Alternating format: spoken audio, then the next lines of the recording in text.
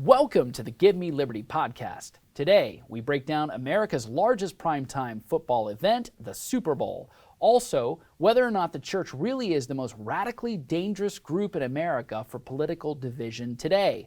And the continuing saga unfolding with the Freedom Convoy in Canada. All with Daily Wire's Megan Basham on the Give Me Liberty podcast, starting now. And welcome back to the Give Me Liberty podcast. I'm joined by my friend from the Daily Wire, Megan Basham. Megan, welcome. Thanks for having me. I always love being here. I want to talk to you real quick about the Super Bowl, kind of coming off of that. A lot of people were watching. There were a lot of different reactions to what was happening, certainly during the halftime show. There was a bit of nostalgia. There are a lot of, so Dr. Dre, Eminem, 50 Cent, Snoop Dogg. I'm trying to think of all the different ones that were up there.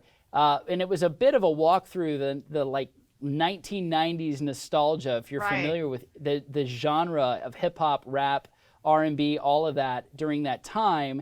These were the top performers of that time, probably all underneath the Dr. Dre label, West Coast primarily.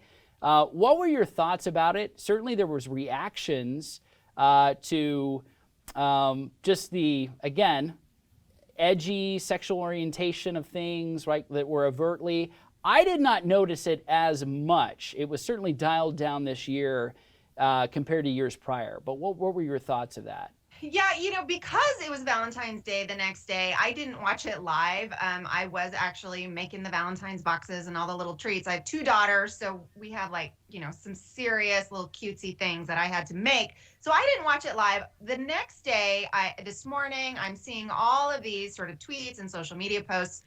Some of them were saying it was so great, it was such an amazing show, and then a lot saying, this was highly sexualized, end of American culture. So I thought, well, I have to see this. So I checked in and watched it. I guess I fall somewhere sort of in the middle. I'm like, look, I didn't think, other than the, brief segment with the twerking girls with 50 Cent, that it was the worst thing I've ever seen. But I also didn't think it was an amazing performance. For me, I'm like, I'm old school, I guess. I'm like, I remember that Bruno Mars performance from some years back. I'm like, that was amazing. If you remember. I remember like when I was a kid seeing Ricky Martin for the first time at the Super Bowl and thought that was incredible. U2, so to me, Prince, this did not even come close to matching that.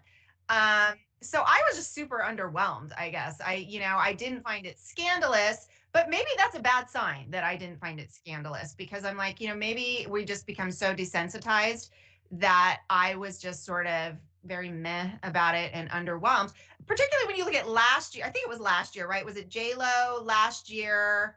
Or maybe it was the year before that, but it was sort of these aging pop stars half naked, her and Shakira, and, women who were older than me. And I'm like, I would in no way put my body out there at my age doing that. So compared to that, I didn't think this year was as bad. But, it wasn't something I would have tuned in for. Well, I just tell you, one of the things I noticed, kind of switching gears, just there is always that. And it seems as though the halftime shows kind of pushes the envelope. It tries to be as edgy as possible. You remember oftentimes because of the outrage of like, I cannot believe they did that. And that didn't seem to be the case this year compared to previous years. But one of the things I did notice, Megan, is how it's been dialed down quite a bit, this sort of anti-patriotic sentiment, this kind of protest sentiment within the NFL. You go all the way back to Colin Kaepernick and kneeling before the flag. I certainly didn't see that in one of the most watched football games of the year, the most watched football game of the year.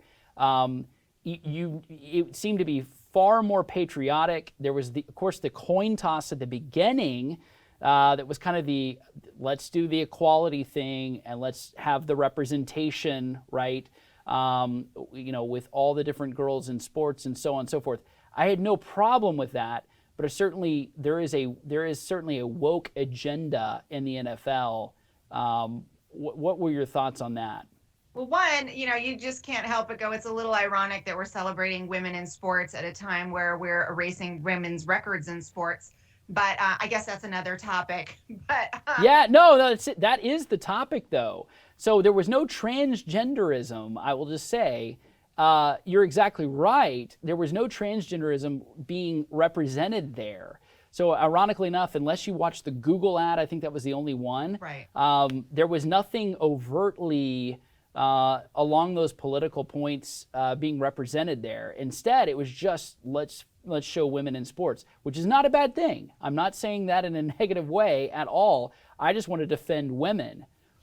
Right. Well, and if you're going to do that coin toss and go, we're going to cheer women tennis players, but we know that, despite the famous match from the 1970s, whenever it was that was rigged, that, a man playing as a woman is going to beat a woman every time in tennis. So, they have to avoid that. Otherwise, it gets extremely awkward. And you felt like just overall the sort of political signaling was very dialed down, as you said. It was kind of funny because supposedly there was a moment in the halftime show where Eminem took a knee, and after the fact, you saw media reports saying, oh, that was like a Black Lives Matter kneel, except nobody picked up on it. Like everybody all the media reports I saw today, all the social media comments were like, oh, that was supposed to be a political statement. Yeah, we did not get that.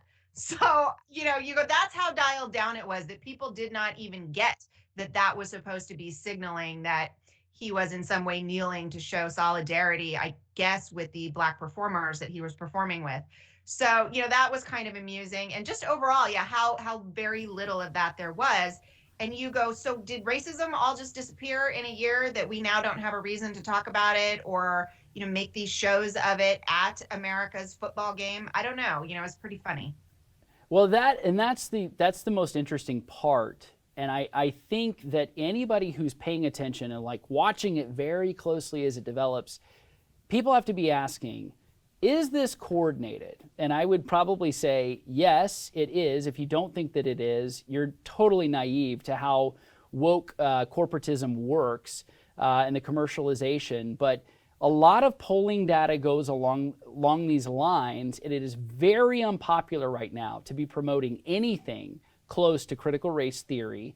And also, it is very unpopular, and to watch this as well on America's largest stage, the Super Bowl, masking policy. So what we were all seeing is a bunch of unmasked celebrities, unmasked athletes, and even unmasked media, and everybody that was in the stands, over 70,000 people. Yet in LA County today, and all throughout this week, children are going to be going to school with masks on. And you see that and you say, this is incredible, just the amount of hypocrisy. This is gaslighting in real time. No one can see it any differently unless you're out to lunch. But here we have the world's largest stage, people that are completely free, and yet the average Joe tomorrow, the average child in America is going to be forced to wear a mask in school. Well, and here's the thing about that to me is, we've been pointing this out on a number of occasions. There have been Hollywood award shows where we've seen this. There have been, other political events. We saw AOC at the Met Gala, things like that. And every time we point out this hypocrisy. And here's what you're gathering, though. They don't care. Like they're aware that we're seeing the hypocrisy. They're aware that these moments are going viral on social media. They're aware of the pushback. And I guess I just have to go, the arrogance is so strong.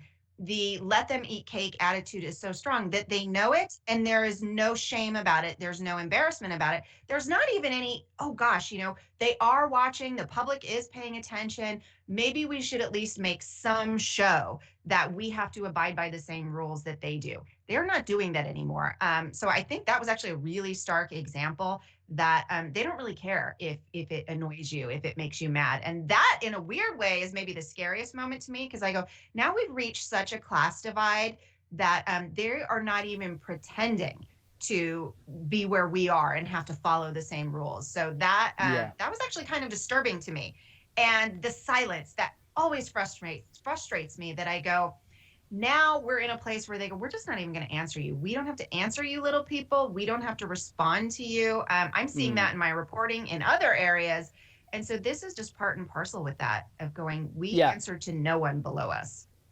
it's the very worst form of political representation. It's power politics, right? That's what we're seeing. We don't care, deal with it. And we're going to have our fun, and you're going to live your miserable lives, however which way you want to eke out a living. But at the end of the day, we don't care. That seems to be the theme of the hour. We're going to head into a break real quick, Megan. And when we come back, I do want to talk about something else that developed on Sunday. An article hit, kind of went throughout the Twitterverse. I want to talk about that. And then also the developments with Francis Collins and what's happening with the Freedom Convoy in Canada coming up next. Some come for the crowd, the team, the community, with goals to impact the world. We're here to help every student by providing a premier Christian education to more than 125,000 students around the globe. Liberty offers over 700 academic degree programs, and our thriving online community allows students to be a part of our family without leaving theirs. At Liberty, our faith is central to everything we do. Speakers from all walks of life address one of the largest Christian gatherings in the nation, igniting students with a passion for the gospel. But our passion doesn't stop there. With 20 NCAA Division I teams, the Liberty Flames light up the playing field. Off the field, opportunities for study breaks abound, from professional music and theatrical performances to hiking, biking, and exploring Liberty Mountain. As momentum builds, our mission remains the same: training champions for Christ. Hey, welcome back. And again, I'm with my friend Megan Basham at the Daily Wire, and she's chiming in on all these developments that have happened over the weekend. And one of those is an article that went viral, went out on Twitter. And I'm going to pull this up real quick, Megan. I just want to read the title because it's a little outrageous. Sunday morning, everybody's gathering for worship, right? Not everybody in this country, but that's the day that everybody is in church in the morning. And then Twitter puts out this article. It's actually from the Dispatch, and it's our friend David French. The title of the article: "The Seeds of Political Violence Are Being Sown in Church. The New Insurrection is Being Organized in a Sanctuary Near You." And the first thing that when I hear a title like that, without even going into the contents, and certainly we know what David French is writing about, but who is he writing this for? Who is this? What is the target audience? Like, that should be the most obvious question, right?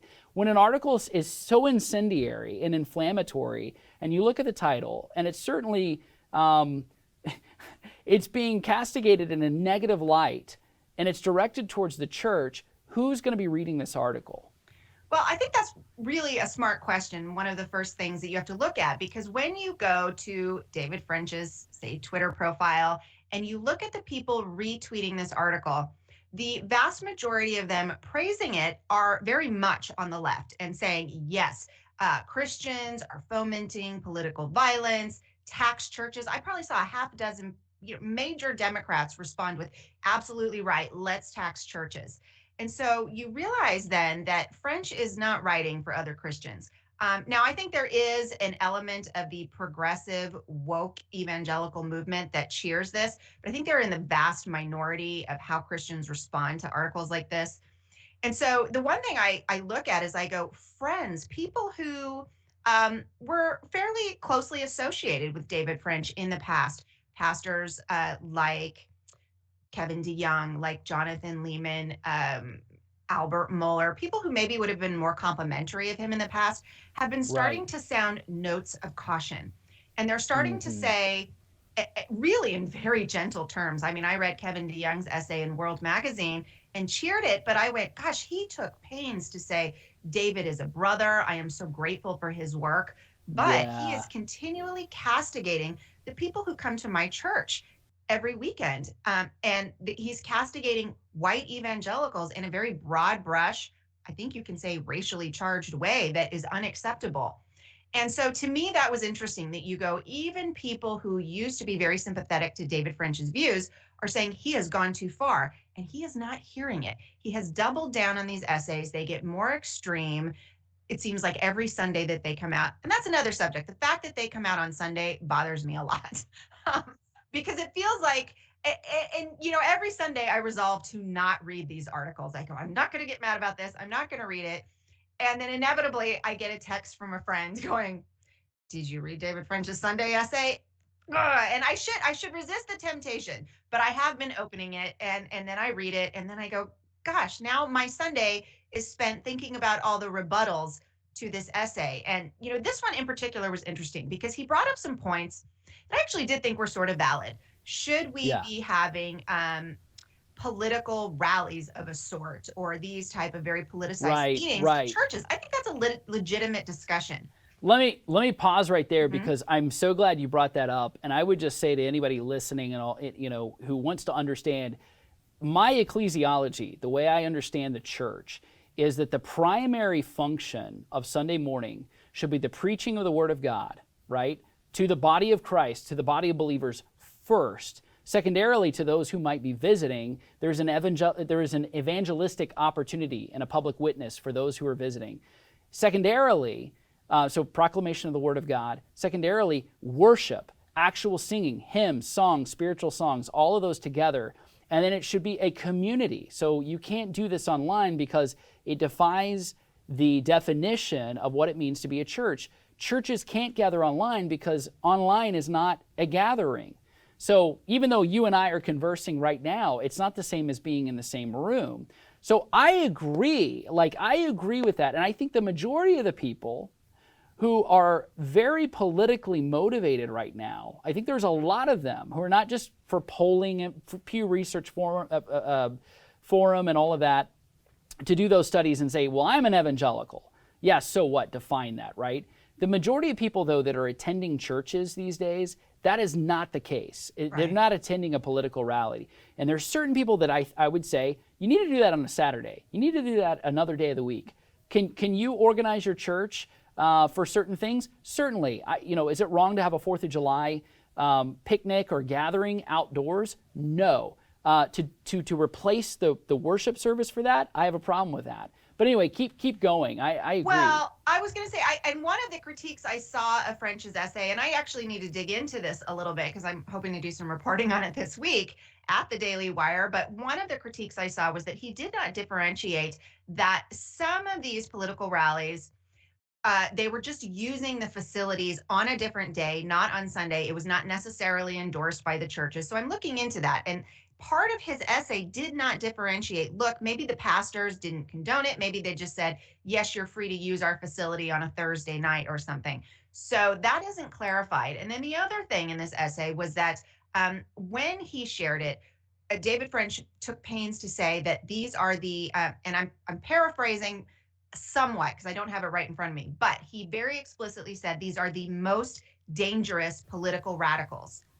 That's it. A bold statement to make. I mean, wow. in an era of Antifa and BLM, Yeah. for him to say that these people gathering in these churches as Trump supporters or whatever it is that they're doing, that they are the most, that these evangelicals are the most dangerous. I was sort of shocked. For me, I didn't really think he could shock me anymore, and that one shocked me. Yeah. It absolutely did me as well when you consider all the disparate groups that are out there, political groups and whatnot. I mean, Code Pink. I mean, there's so many organizations. Environmental and like radicalists. You say, yes. And I'm thinking to myself, what churches are you talking about? Because there might be a handful. I haven't even heard from the Westboro Baptist in a long time, right? I mean, we can go back and think about in recent memory. But these are few and far between, and oftentimes they're caricatures of a legitimate church body, right? So you can point out all the ones, the few that are doing it wrong. Many, I believe, are doing it right, and so that's where I would want to be careful. I know this because we have so limited time. I do want to talk very quickly about the trucker convoy. You've had an opportunity to reach out. To interview a few of them that are up there. We just had Samuel Say on just this last week, and a Canadian who has recently immigrated to the United States. So he's here, but he was there for 25 years. We talked to him. But what have you gathered from what is going on eyes on the ground there? But, it was a really great opportunity to talk to one of the, he is a leader, but he was very careful. David Paisley, who is the Wellington Street captain. He's been with the convoy since the beginning. He came in with the Western convoy. And it was interesting how leery he was to say, I am a leader, because he said, this is so grassroots. Yes, I'm organizing. Yes, I'm in charge of a lot of the activity happening here, but we've sort of designated captains once we got here because this was such a grassroots effort. So he really took pains to make that clear to me, that this is not funded by wealthy donors. This is not some sort of political action committee. It really is the grassroots organization that it appears to be. And, some of the things he said to me was that, this notion that they are alt-right or that they are political extremists is ridiculous. He said, nobody here is violent. He said, the media is looking for violent stories. If they could find one, don't you think they would be shouting about it from the rooftops? And he kind of made a very funny point. He goes, look, I don't know of any other sort of political demonstration that would be called extremist that puts up bouncy castles for the kids or that hosts worship services. And he said, on Sunday, we're having pastors come out. They're doing worship services. And I did ask him about some of the more controversial elements, which in particular was the blocking of the border crossings that were disrupting the supply chain. And he said to me, because we are not an organized unit, we don't necessarily send someone out to block those highways, to block those bridges. We haven't told them to do that.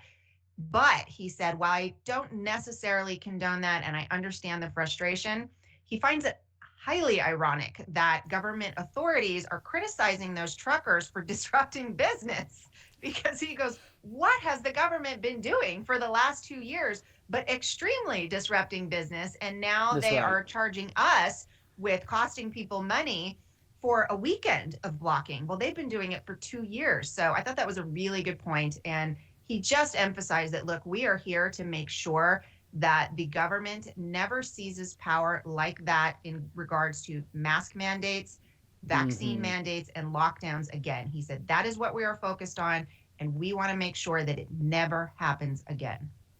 Yes, I wholeheartedly pray that that is true, and that something like that emboldens folks here in the United States. And I mean in a peaceful way. Right. Everything that I've seen, they're doing it right.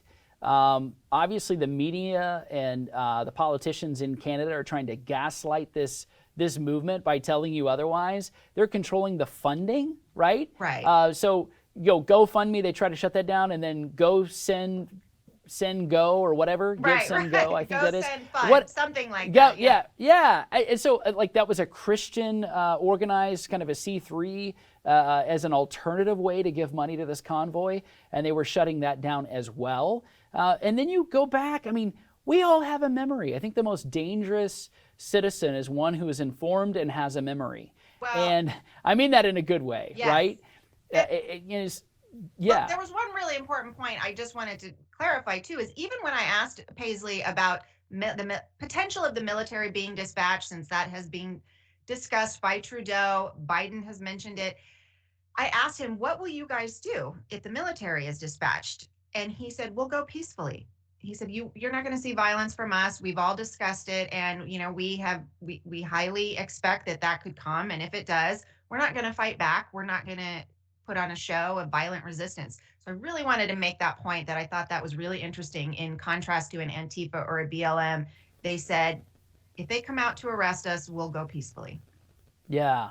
I'm reminded of the 1960s, and you had two major leaders.